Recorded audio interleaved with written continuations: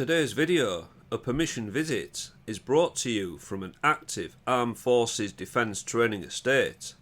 This is an organisation within the United Kingdom's Ministry of Defence, namely the Defence Training Centre, Driffield Camp, where ALW Research Team had exclusive permission to enter and explore one of the large and unmolested buildings of the former Alamein Barracks of the British Army.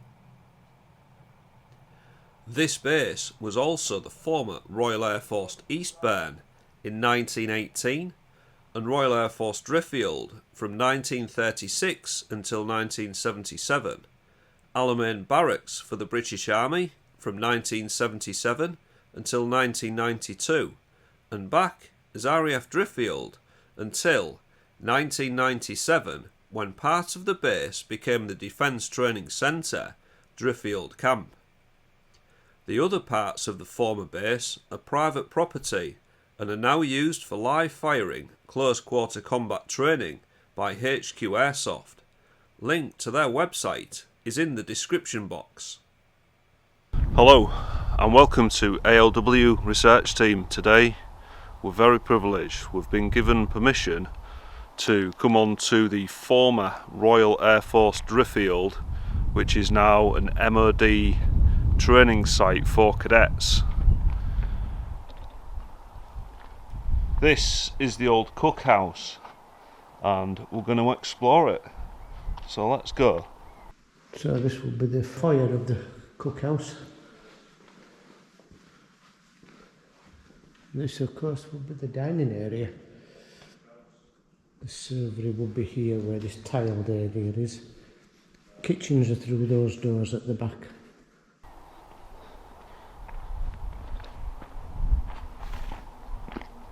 There's one of the old Army Cadet Force signs just on the floor there. This is the cookhouse. You can see we haven't broken, we've got the keys. Big thanks to Andy, who's let us on site and has been very hospitable. Let's get the light on. These boards here: Regimental Sergeant Major, Humberside and South Yorkshire. Got the different RSMs there. Commandants Humberside and South Yorkshire. So these are colonels of the army. Got Dave ahead somewhere. It's like somebody's been doing a bit of target practice with an air gun. I think this would have been the pot wash area by the looks of it. Signal Kit Pyrotechnic, pistol 16mm, L89A1. Yeah, this door's open. You can see all the cooking ranges have gone. Just a bain-marie left. Oh no, that looks like a pan fryer. Yeah. Looking a bit derelict. Somebody's pulled all the piping out. Start off at the back. See where we end up. This is probably the catering manager's office, I would guess.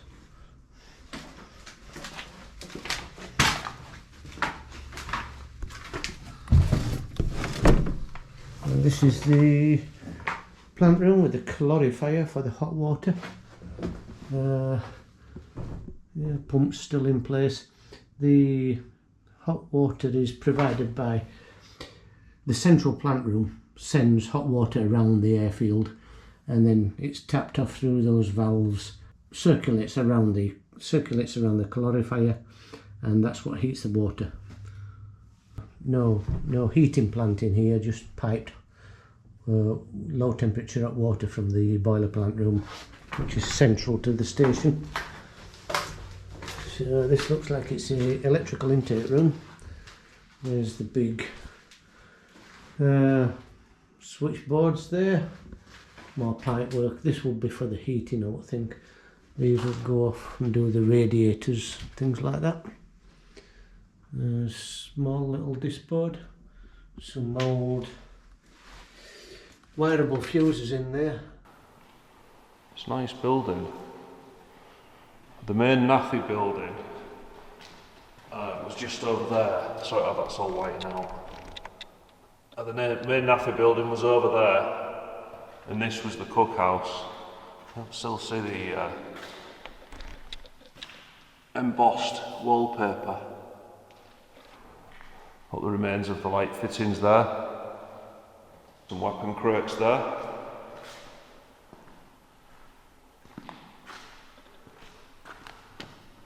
Yeah, so this was, when it was a Royal Air Force base, it was known as RAF Eastburn.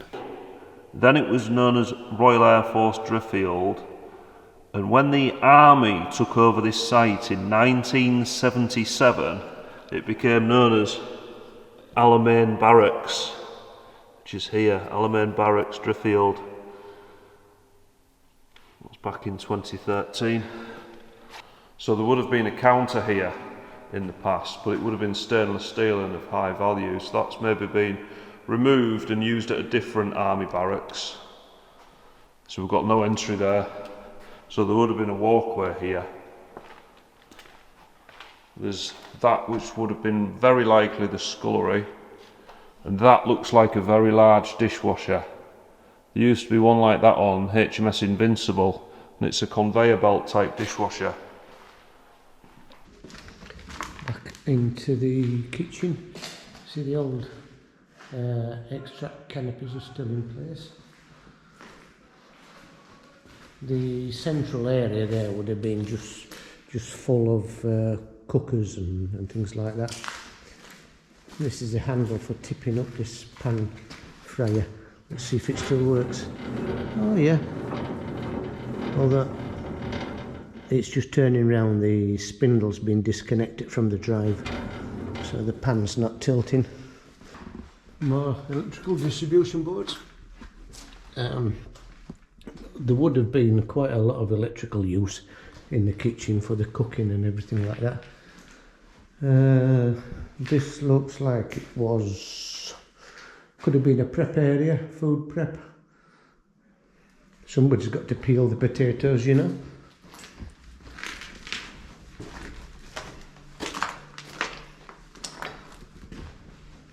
Yeah, this is another prep area. It looks like that on this pedestal there would have been probably a potato rumbler or something like that.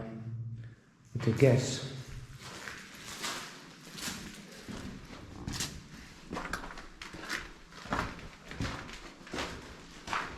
Down into the last room on the end of this corridor now. And yeah, it's probably just a dry goods store room, you know, where they would store all the ingredients and then they're at hand ready to be taken into the kitchen to be prepared. Doorway there for deliveries of goods. We'll look over the other side, see what's over there. And then over here, we've got this board which I noticed. This is from back when it was an active base. Got packed meals. You may select any 2 types of assorted fill rows, then any 1 item from each of the following groups. This takes me back, you know. This is a world where milk is not a beverage. It is just for putting in coffee and tea and for using with your cornflakes or cereals. It is not to be drunk as a beverage. It's just things like that. Just takes me back to the world of being in the military isn't the same as being a civilian. Some old photographs here.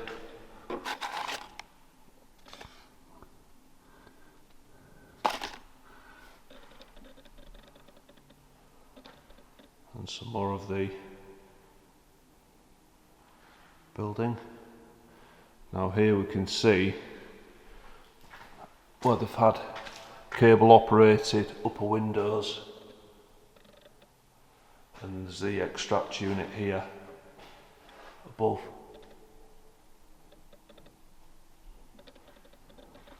And round here we've got what looks like there used to be an electric fryer here, because there's the electrics for it, and then there's the cooker hood, the extract hood, which then would have extracted through that window.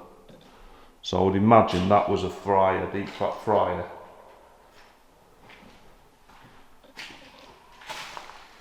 We've got here a picture of the, now this is an L98 SA80 made by Enfield, and that is the full kit. That's the full SA80 kit. They did used to come in these soft bags. We don't often see these soft bags anymore. We've got the SUSAT optic sight there. We've got the main Enfield L98 A1 SA80 rifle. We've got the webbing strap for it. This is the bayonet, that's the bayonet pouch there. That's one of the earlier bayonet pouches that were cloth. They were good. They replaced these with a metal pouch, which were not very good because they were noisy. We've got the bayonets there, fixed there. Used to have like a metal clip. It clipped onto the end of the muzzle, and then you had your bayonet. Another angle of the bayonet there. There's the catch that clips it on. And the round used to project through this side, so the weapon could still fire, and the round went down this side of the bayonet. That's a multi-tool that came with the weapon. Then down here we've got the cleaning kit. That is a SA80 cleaning kit for cleaning the weapon. We've got, that is like a cover bag to go over the SUSAT optic so that doesn't get all dirty, you know, if you're moving from one position to another. Then down here we've got the iron sight carry handle, because the SUSAT could be removed and you could replace it with the iron sight here, so there'd be a sight on there, an optic on there, which is just looking through a hole, and that married up to a hole down here, so you still had a visual fix on the target. Here we've got a magazine. These are the Enfield magazines, which sadly weren't very good. So that's an Enfield magazine there. And then this here, that is a drill magazine for drill rounds only. And then because the drill rounds didn't actually have a projectile in them, but they did still operate the gas system, so they still had to have a gas charge go down to operate the gas system. This went on the end of the barrel, and this increased the gas pressure within the barrel to ensure that the operation of the gas parts still operated.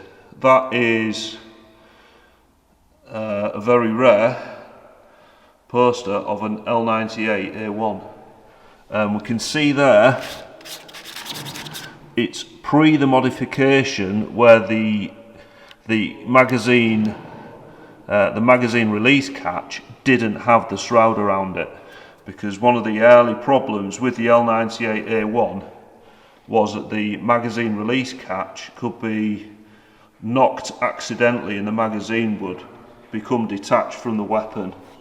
So a fix for that, the Enfield fix, was to put a shroud around it. This weapon has not got the shroud on it, so that is a very early L98 A1 weapon.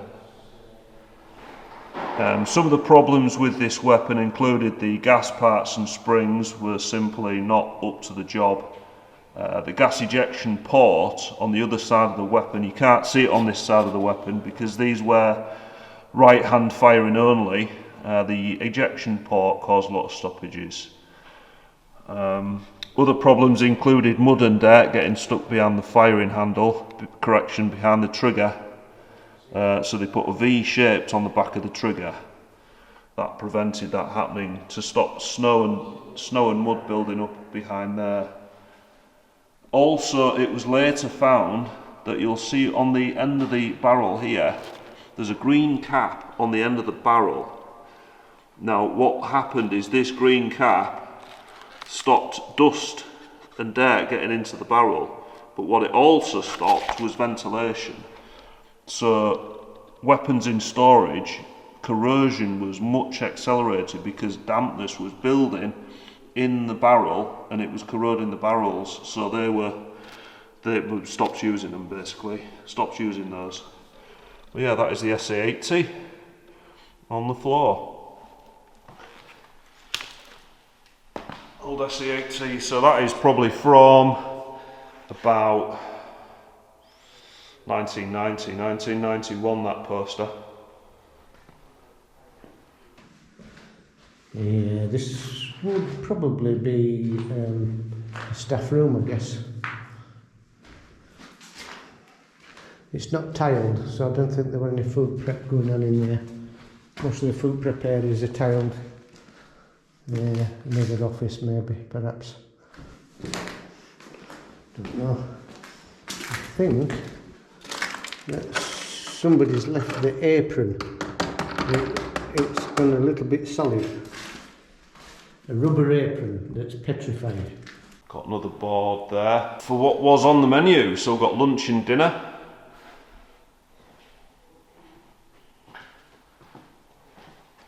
So we've got all the light switches here. We've got dirt around them because the chefs will have had, you know, mucky hands because they were working.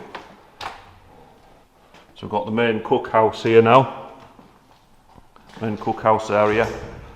This above is extractor canopy.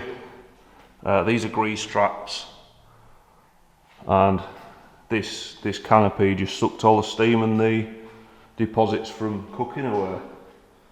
That is, I can't remember what they call them, but it's just a big pan that heats up, and it rotates on this gear train here. So I'm just moving the gear wheel, not the crank. But yeah, that should rotate like that, look. It is a large building, this, so please bear with me whilst we have a look around. So we've got another extractor hood there, and we've got some more electrics in the corner, old Bill electrics. Some of the tiles have fell off, just I'm presuming with damp. Gents' toilets, again, intact. It's lovely to see them intact, and as you'll notice, not a single piece of smashed glass. Garden Immersion, I remember them. They were a subcontractor for the MOD. Looks like an office. Yeah, it's got an office carpet. And there's a keyboard here, as in a big box for putting keys in. All the different keys there. So this was probably the catering manager's office. Hooks there to hang his whites upon, or hair of course. And metal thieves haven't been because this is still a military establishment. Got a central battery system there for the emergency lighting. And then we've got valve identification chart for Junior 8's Mess, Calorifier Room, RAF Driffield. When was that printed? 14th of June 1977.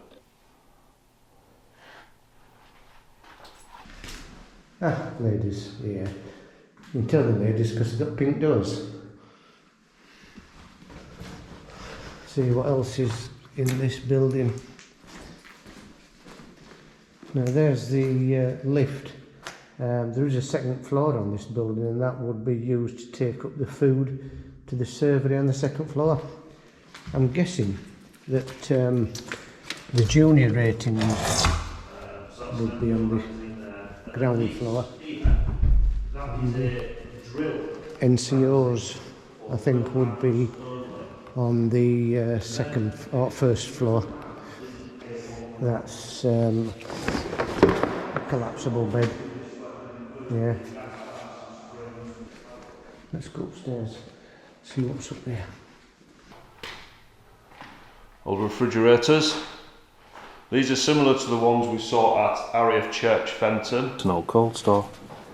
Pressed cold. Check those videos out. I'll leave a link in the description box to the RAF Church Fenton videos. I think there was 3 videos from there. That base is sadly now gone. So they are the cold stores for this cookhouse of Royal Air Force Driffield.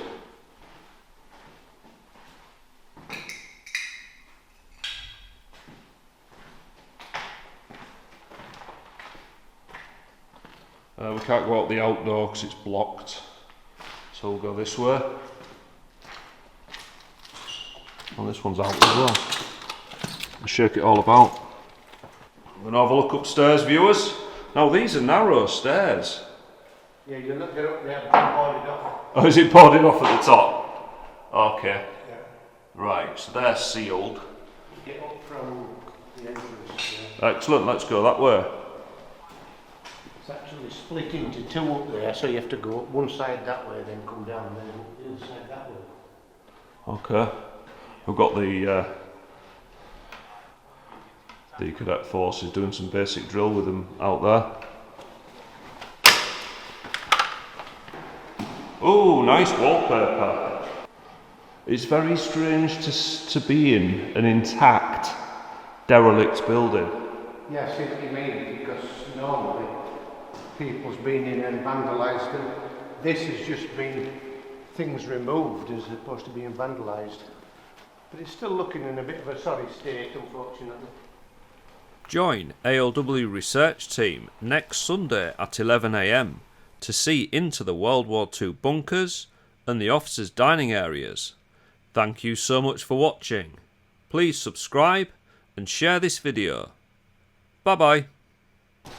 Water. Moist. Flooded. I've got my wellies in the truck. How flooded? Wellies flooded? Oh, beyond the tops of wellies. Oops. Waders. My foot went through that. Oh, I've got my waders in the truck. I haven't got my dry suit. I'll have to get my waders. Let's go. Looking over my shoulder, looking back at your door. In my head it goes over and over. Should I leave?